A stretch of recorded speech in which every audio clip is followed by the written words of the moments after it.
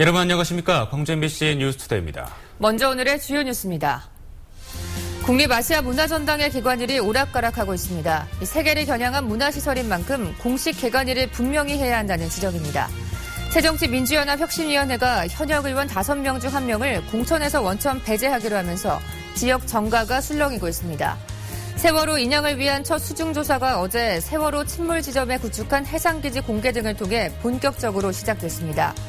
한국전력공사가 혁신도시를 중심으로 추진하고 있는 에너지밸리 조성사업 정책협의회가 꾸렸습니다. 새정치민주연합 혁신위원회가 현역 의원들을 대상으로 점수를 매겨 하위 20%, 즉 현역 의원 5명 중 1명은 공천에서 원천 배제하기로 하면서 지역 정가가 술렁이고 있습니다. 김철원 기자입니다. 새정치민주연합 혁신위원회가 국회의원과 단체장, 지방의원 등 선출직 공직자에 대한 공천 기준을 발표했습니다. 총선과 지방선거에 나갈 현역 국회의원과 단체장, 지방의원들을 대상으로 점수를 매겨 하위 20%는 공천을 주지 않겠다는 겁니다. 여러 가지로 검토하고 또 논의한 결과 기본적으로 20%는 배제하는 게 필요하다.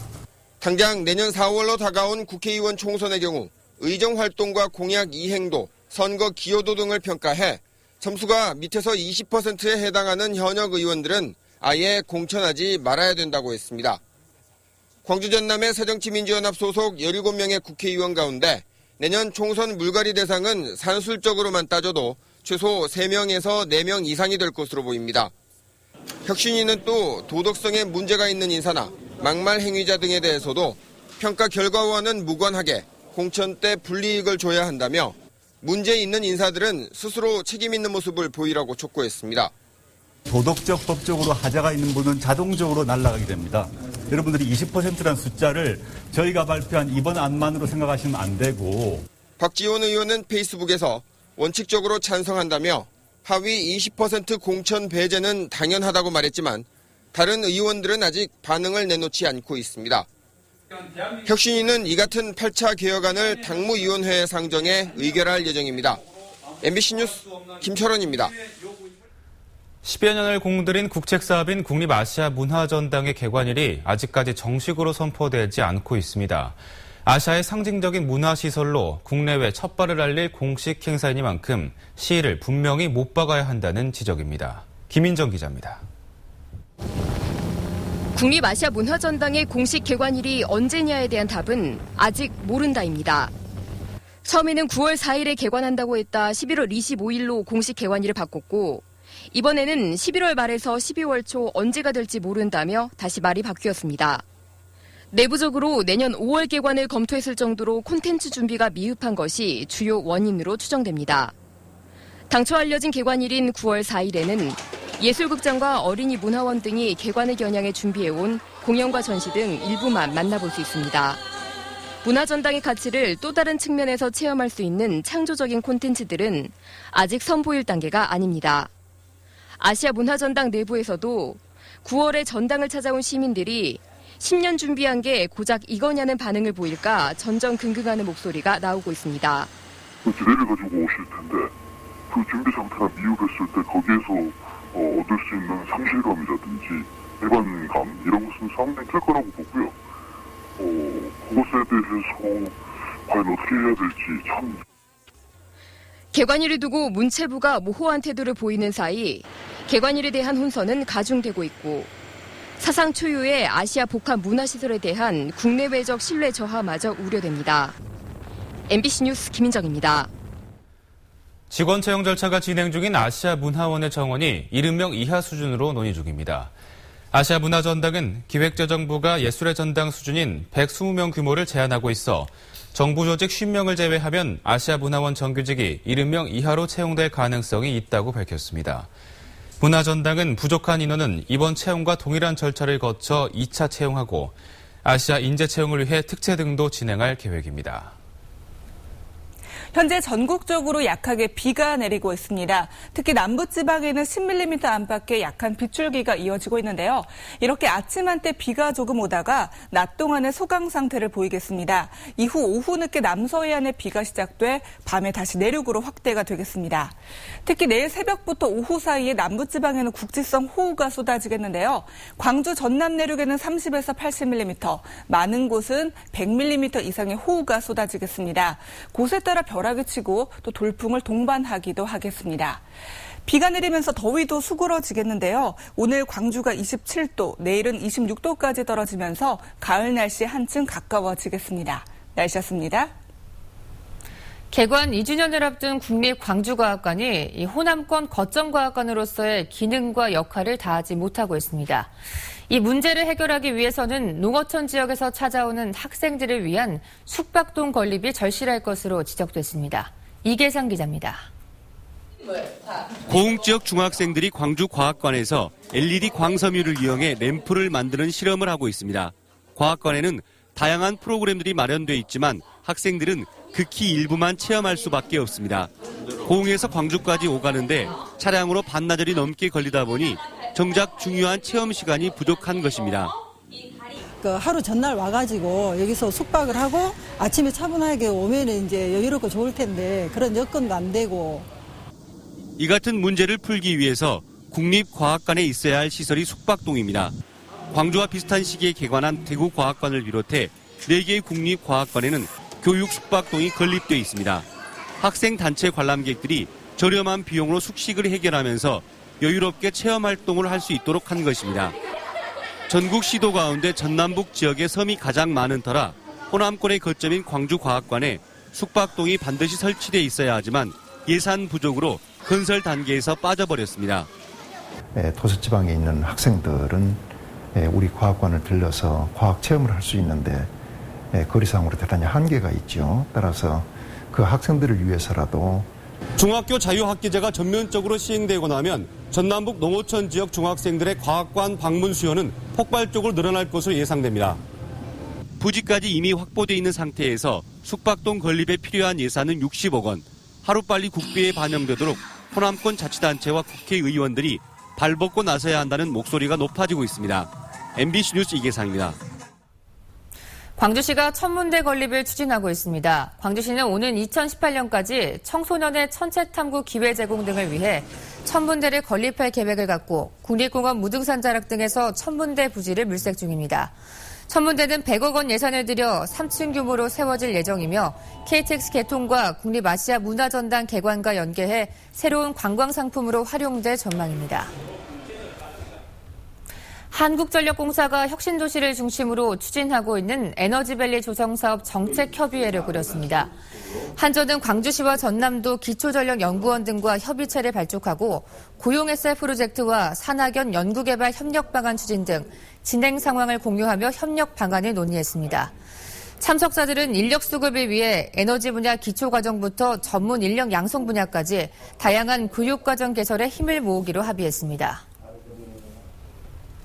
삼성과 LG 등 국내 주요 11개 대기업이 합동으로 마련한 대졸 신입사원 채용 설명회가 개최됩니다. 전국 경제인연합회에 따르면 11개 그룹이 참여하는 2015 지역인재 채용 설명회가 다음 달 3일 전남대에서 열릴 예정입니다. 채용 설명회에는 대기업 인사 담당자들이 직접 참가해 기업별 채용 일정과 채용 방식 등을 알려주고 그룹별 상담 부스도 마련돼 학생들의 궁금증을 해소해줄 계획입니다.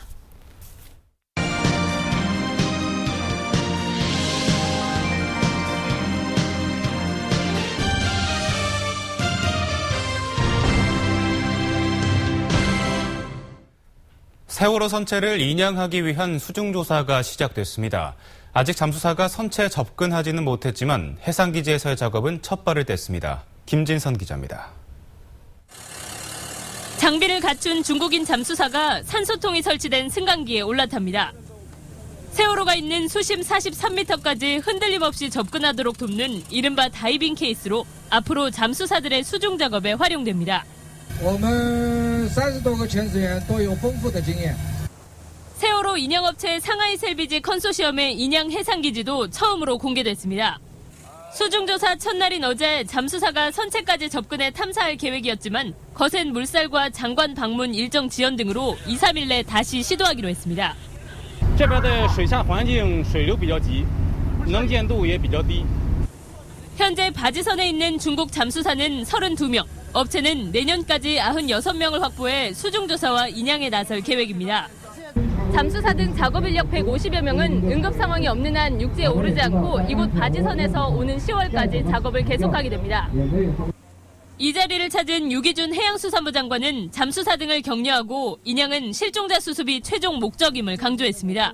인양을 함에 있어서 제일 중요한 것은 우리 미수습자를 잘 수습하는, 더 이상 실종 없이 수습하는 게 가장 중요한 이 작업의 목표가 되겠습니다. 해양수산부는 앞으로 열흘 동안 무인 잠수정과 잠수사를 투입해 수중조사를 벌인 뒤 오는 10월까지 선체 내 기름 제거와 실종자 유실 방지 그물망을 설치할 계획입니다. MBC 뉴스 김진선입니다. 일주일 전 서울 일본대사관 앞에서 분신한 최현열 씨가 분신 전에 작성한 글이 공개됐습니다. 일본의 파렴치함과 우리 정부의 무대응을 꾸짖었는데 광주 지역 대책위가 어제 꾸려져 활동에 들어갔습니다. 정용욱 기자입니다.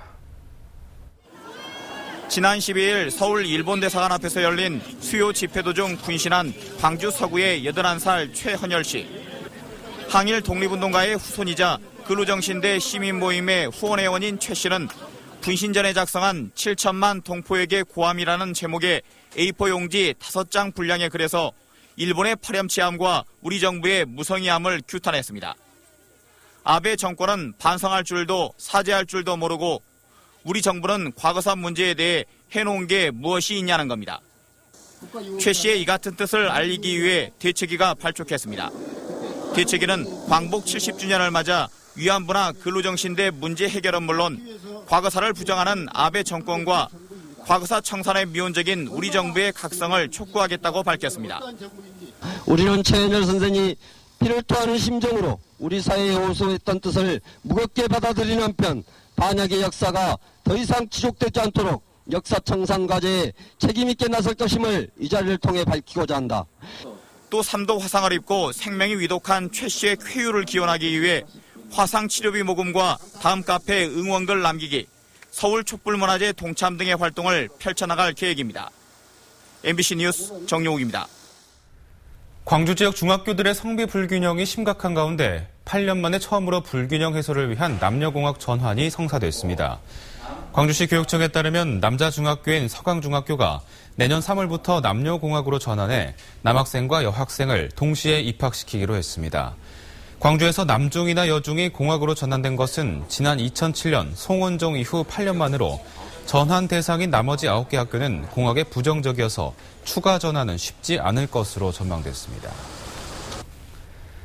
광주 전남 여성농민들이 오는 27일 전국 여성농민 결의대회를 앞두고 전남도청 앞에서 투쟁을 선포했습니다. 이들은 지난 20년 동안 농업소득은 연 1,000만 원으로 제자리 걸음하고 있다며 정부의 무분별한 농업개방 정책으로 인해 농민들은 벼랑 끝에 매달려 있는 상황이라고 주장하고 밥쌀용 쌀 수입과 쌀 전면 개방을 반대하는 투쟁을 이어나가겠다고 밝혔습니다.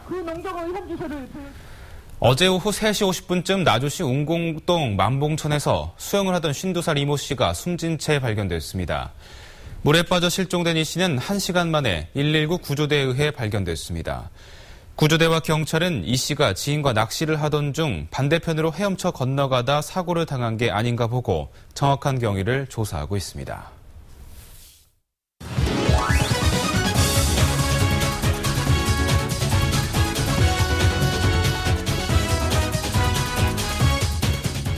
스포츠투데이입니다. 개타이거즈 지키는 야구를 보여줬습니다. 이 선발부터 마무리까지 안정된 마운드를 선보이며 승리도 지키고 순위도 지켜내며 5위 굳히기에 들어갔습니다.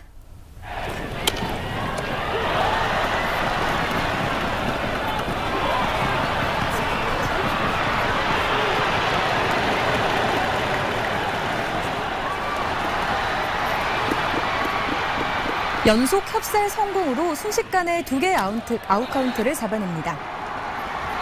승리의 여신은 일찍이 기아를 향해 미소 짓고 있었습니다. 공격의 시작과 함께 상위 타선에서 점수를 뽑자 마운드가 무실점 철벽 투구로 승리를 지켜냈습니다. 선발 임준혁은 연속 무실점 투구를 이어갔습니다. 확실한 3선발로 자리매김하며 마운드에 큰 힘을 실어주고 있는 임준혁.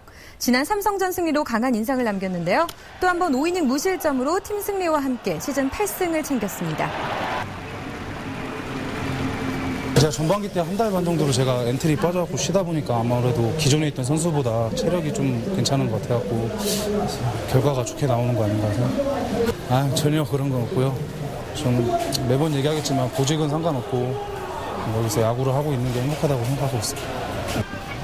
올 시즌 기아의 사전에 역전승은 있어도 역전패는 없습니다. 두 점을 지켜낸 중간 투수들의 호투도 빛났는데요.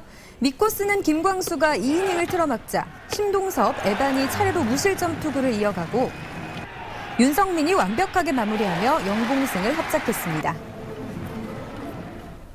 5경기 연속 무패 행진을 이어가던 광주FC가 대전에 1대2로 패하며 고개를 떨궜습니다. 첫 골을 내준 광주는 새 외국인 선수 까시아노를 앞세워 전반 38분 동점골에 성공했지만 추가 실점하며 승리를 내줬습니다. 승점 사냥에 실패한 광주는 승점 31점으로 8위에 이름을 올리고 있습니다. 기아는 현재 6위 한화의 2게임 차, 7위 SK의 3게임 차로 앞서며 단독 5위를 달리고 있습니다. 기아 타이거즈는 오늘부터 롯데와 사직구장에서 2연전을 치릅니다. 기아의 선발은 김병현, 롯데는 린드블럼 선수입니다. 스포츠투데이였습니다. 고흥군 수협의 한 직원이 위판 기록을 조작해 중매인들의 돈을 빼돌려왔다는 의혹. 어제 전해드렸는데요. 이 수협의 허술한 관리 체계가 지적되고 있는 가운데 또 다른 비리 의혹도 끊임없이 터져나오고 있습니다. 문영철 기자입니다. 수산물 구입 내역을 조작해 중매인들의 돈을 편취했다는 의혹이 불거진 한 수협 위판장. 이곳에서 근무했던 수협 직원 김모 씨가 최근 일부 혐의를 인정한 것으로 알려지자 중매인들의 분노는 더 커졌습니다. 저희가 3시 반쯤에 정산을 하는데 전표를 돌리고 난 후에 문서 조작을 한 거죠. 안 산 금액을 밑에다 넣어가지고. 김 씨는 허술한 관리 체계 아래에서 수십 차례나 거래 내역을 조작했지만 중매인들이 직접 나서 이 같은 사실을 밝혀내기 전까지 수협 측은 전혀 알아채지 못했습니다. 논란이 불거진 이후에도 수협 측은 해당 직원을 대기발령 조치했을 뿐 돈의 사용처 등에 대해서는 파악하지 않고 있습니다. 인자 들어오면 2년 됐는데 그런 식으로 해석하는 의문점이 있습니다. 이제. 이런 가운데 중매인으로 등록되지 않은 사람이 수개월 동안 경매에 참여했다는 의혹이 터져나오면서 수협에 대한 불신은 더 깊어지고 있습니다. 작년 2014년 몇 월까지는 중매인이 아니었습니다. 근데 중매인 행사를 하면서 다른 중매인 이름을 빌려서 그 사람한테 물건을 올리고 수협 중매인 10여 명은 이와 관련해 또 다른 수협 관계자가 연루돼 있다고 보고 전 위판장 소장 등 2명을 검찰에 고발하기로 했습니다. MBC 뉴스 문형철입니다. 광주 신세계와 광주 서부시장이 상생 발전을 위한 협약을 체결했습니다. 협약은 광주 신세계는 서부시장 활성화에 노력하고 서부시장은 신세계가 추진 중인 복합 랜드마크 시설 개발에 협력하는 내용 등을 담고 있습니다.